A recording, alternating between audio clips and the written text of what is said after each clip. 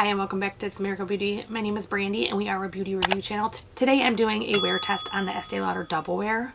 I am using priming oils and hydrating primers underneath to see if I can, with my dry skin, wear a matte foundation all day. I'm hoping that I can see in about a 10-hour wear test, I can kind of get an idea of if the hydrating ingredients of my primers are going to break this down, or if it is a solution for wearing mattes with dry skin. I did have success with Dose of Colors matte foundation. I did have success with Fenty's matte foundation, but not everyone has been successful. NYX, for example, the Can't Stop Won't Stop broke down very fast with these primers, and you kind of, depending on how it's built, you can't blame it if it's reacting to something you put on.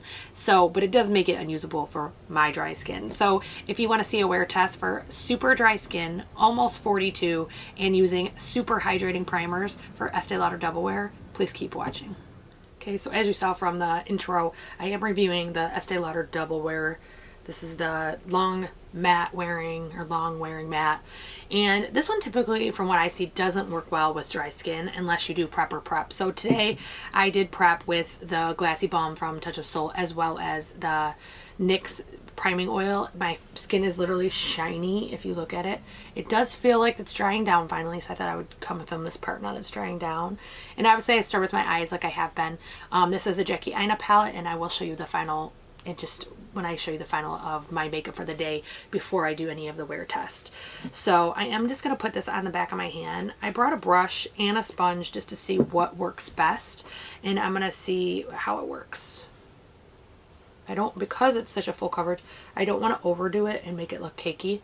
So I just want to do a little bit at a time.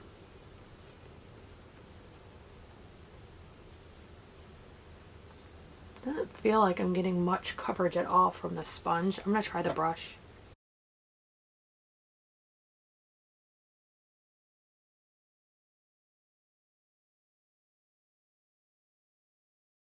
I definitely think it goes on better with the brush, but because I haven't used this one, it's very dry and it's soaking up some of the foundation.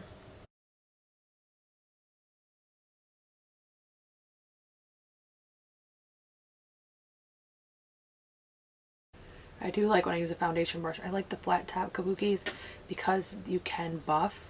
Not every foundation works well with that technique, but like this one, I noticed it was creating more streaks. I'm going to go back to the sponge for my chin and my forehead and see if I can make that work. It is not a lot of streaking in the foundation itself over here, but I want to make sure it's a thin layer.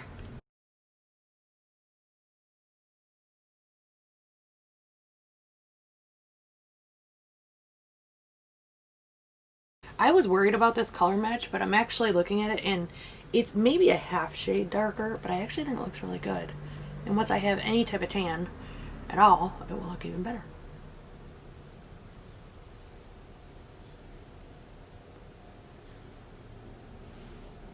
It's weird how this is reacting to the sponge, however, because I have used these, this is the Beauty Bakery sponges. They come like in an 8 carton.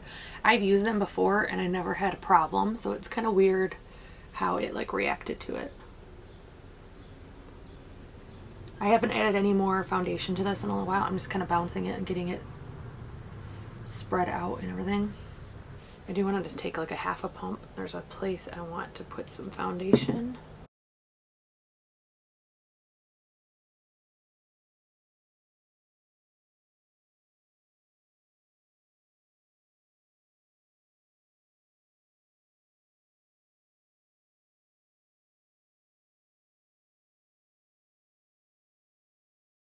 My baby hair is always getting in the way. So make sure I've gone right up to the hairline. Go right up to my ears.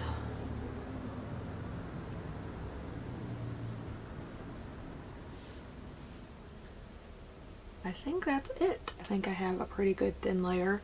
I think that right now it actually looks kind of glowy. I'm not sure it's picking up because I did have so much glow underneath. When it dries down, that might not be the case. I just haven't used this foundation before to know, because this is a first impression. So I am going to go finish my makeup and then I will come back and give you my thoughts on how it did with the makeup and everything else.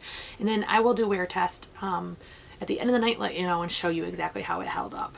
So I will be right back. Okay, this is the final look. I am wearing the Jackie Aina palette. The main colors that I use, actually I think I only use 3. I use four, is ginger, and then I deepened it just a little bit with edges. Then the main area is Sponsored. I love this green. I'm probably gonna hit pan on it and have to rebuy the palette because, oh my god, it is crazy how good it is. And then I just deepen my corner just a little bit with Credit. So that is what I have on my eyes.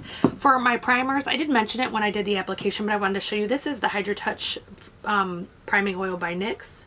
And then I have the Glassy Balm by Touch and Soul. So that is what I put on before I put on this foundation. So if you look, this is not full coverage at this layer.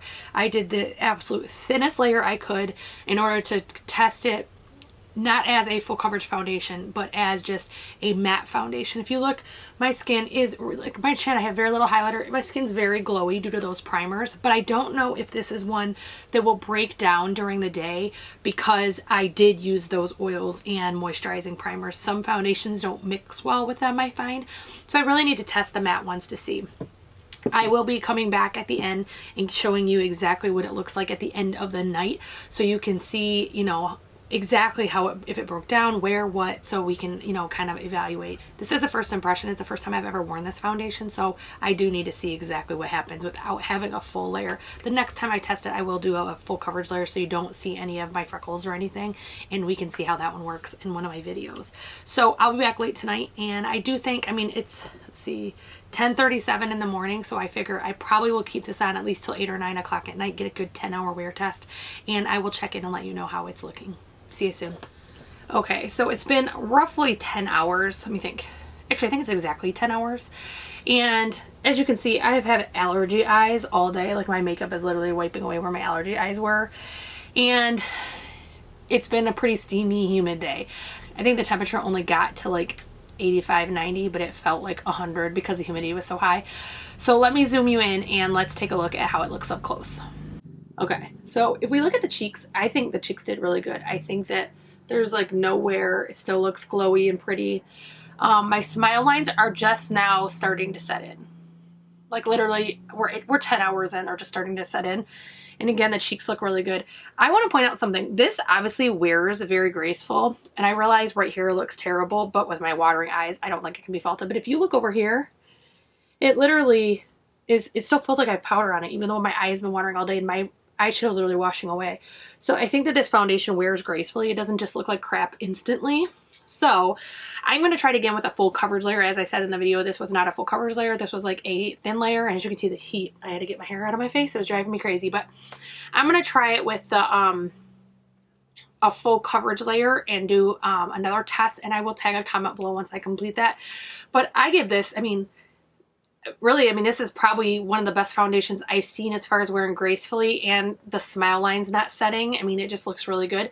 So if you have dry skin and you want to try this, I truly, truly recommend that you hydrate, use oil or a really super moisturizing primer ahead of time and do that. So I hope that you guys like this review. If you did, I hope you'll click like, subscribe, ring the bell for notifications, and share. Have a great day, guys.